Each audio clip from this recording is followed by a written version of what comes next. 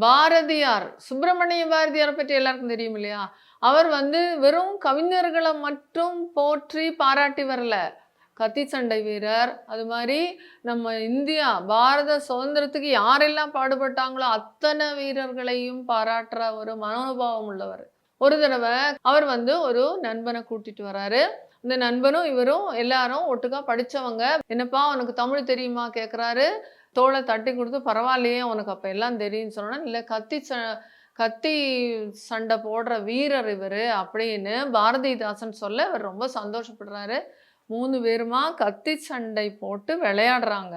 அந்த நண்பர முதுக தட்டி குடுத்து, "நீதான்ப்பா ஜெயிச்சுட்ட" எப்படின்னு சொல்லி பாரதத்துக்கு சுதந்திரம் கிடைச்சதுன்னு நெஞ்ச நிமித்தி, இவருக்கு 1,00,000 குடுத்தால் போதாதே அப்படின்னு சொல்லி நினைக்கிறாரு.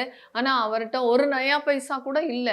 அப்புறம் உள்ள போயி அவர் எழுதின புக்குகள கொஞ்சம் கொண்டு நண்பர்கிட்ட குடுத்துட்டு, "அப்பா இது எல்லாத்தையும் படிச்சு பாரு. இன்னும் உனக்கு வீரமும், வெற்றியும் எல்லாம் கிடைக்கும். நம்ம தாய்நாட்ட சுதந்திரம் அ பண்ணி குடுக்கலாம். தாய்நாட்ட மீட்டு குடுக்கலாம்." அப்படின்னு சொல்லி சந்தோஷமாக வந்தவர ஊக்கப்படுத்தி, பாராட்டி வழி அனுப்புறாரு.